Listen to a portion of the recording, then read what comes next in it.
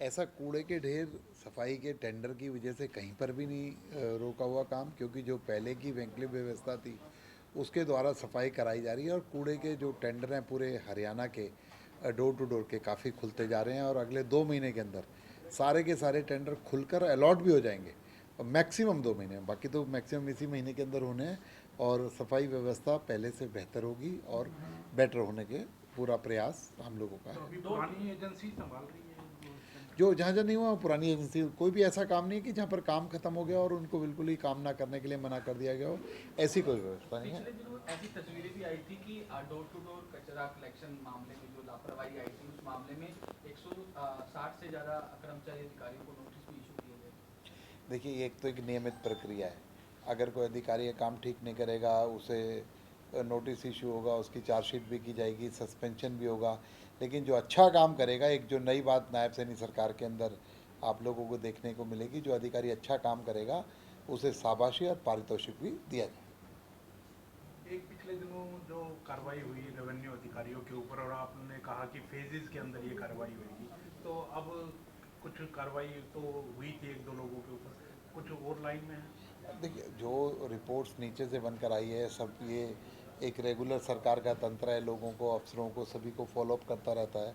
जहाँ अनियमितताएँ थी, जो थी वो रिपोर्ट बनकर आ गई, नीचे अधिकारियों को भेज दी है, जो कंसर्न अधिकारी हैं उन तक पहुँच दी जा रही है। जो जो लोग उस पे अपना संज्ञान लेंगे, जिस जिस की ज्यूरिडिक्शन बनती है उस पर कार्रवाई करेंगे और जल्दी कार्रवाई होगी। Sir total total number of officers कितने सर जिनके ऊपर ये कार्रवाई? ये तो रोज़ ही बदलते तरह रोज़ ही आती रहती है, 10 बढ़ गए 10 घट गए।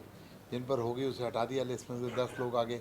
ये नियमित प्रक्रिया है, ये कोई नया कोई काम नहीं है। तो सरकारों के अंदर आप लोग भी देखते रहे होंगे कि जो फीडबैक सिस्टम है उनका, उनको चेक करने का सिस्टम है, रेगुलर चलता आ रहा है। सर जयपुर की फ्लाइट भी शुरू करने जा रहे हैं सर, पिछले दिनों मीटिंग हुई थी। जयपुर की फ़्लाइट भी हम जल्दी शुरू करेंगे। जयपुर का जो एयरपोर्ट है वो अंडर रिनोवेशन है। तो अभी पीछे हमारी देहरादून के अंदर पूरा नॉर्थ इंडिया के जितने भी सिविल एविएशन मिनिस्टर हैं, central aviation minister Ram Naidu ji भी वहाँ आए थे।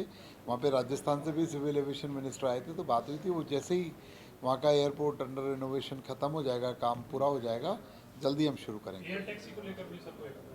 एयर टैक्सी को लेकर, चाहे चौपर व्यवस्था हो, चाहे खाटू श्याम सालासर यात्रा की बात हो, चाहे माँ पीताम्बरा की यात्रा की बात हो, चाहे दिल्ली से और गुरुग्राम से चंडीगढ़ की यात्रा की बात हो, सभी पर वहाँ पर पूरी डिटेल में चर्चा हुई और फिर आगे काम बढ़ाया जाए। आपने चंडीगढ़ के लिए भी जमीन मांगी है, तो उसका क्या स्टेटस है? उसे कोई चिट्ठी लिखी है आपने? वहाँ पर सार्वी लोग थे, और जो एडवाइज़र हैं यूटी के, वो चीफ सेक्रेटरी का चार्ज भी है, वो स्वयं वहाँ पर थे। तो सारी डिस्कशन हुई कि हमें चंडीगढ़ का हेलीपैड बनाने के लिए चंडीगढ़ के अंदर कोई जगह मिल जाए, नहीं तो पंचकुला के अंदर भी देख रहे हैं, जहाँ पर भी अप्रोप्रिएट जगह मिल जाएगी वहाँ पर हेलीपैड स्थापित करेंगे और उसे कोई आगे। आपने कोई चिट्ठी लिखी है चंडीगढ़ प्रशासन उस दिन वर्बल बात हुई थी, उसके बाद में आ जाए, और चिट्ठी भी ऑफिशियली भी लिखेंगे, ऑफिशियल बात भी करेंगे। और जगह चिन्हित करने के लिए बोल दिया, वो भी चिन्हित कर रहे हैं, बताएंगे कि यहाँ पर जगह हो सकती है तो सर सरकार भ्रष्टाचार को लेकर सकता है। सरकार के पास ऐसी जानकारी आई थी कि 2020 में कोरोना काल में 129 जो अधिकारी कर्मचारी है उन्होंने बिना एनओसी के रजिस्ट्री करी थी, उनके खिलाफ सरकार एक्शन लेने की भी तैयारी कर रही बता है। तो दिया, वही बात हुई तो है अभी। चाहे डीआर हो, चाहे तहसीलदार हो, चाहे नायब तहसीलदार हो, उसमें सभी तरीके के लोग हैं जिन्होंने गलत काम या कोविड का फ़ायदा उठा के कोई नाजायज़ काम किया है, गलत काम किया है। तो सभी ये तो चेक एंड बैलेंस चलता ही रहता है डिपार्टमेंट में, कोई नई बात। जब से बारिश शुरू हुई है तो एक बार फिर से नगर निगमों की पोल खुल गई है कि बारिश का जो पानी है वो कई कई दिनों तक ठहरा है। ऐसा नहीं कि थोड़ी बहुत देर वो ठहर करके, और तो कहीं ना कहीं कोई एक्शन लिया मैं जाएगा। मैं पहले भी मैं सफाइयाँ होती मैं है। भाई लोगों से रिक्वेस्ट करूँगा कि गिलास भरा है उसे भी देखो, गिलास खाली है सिर्फ उसे ही ना देखो।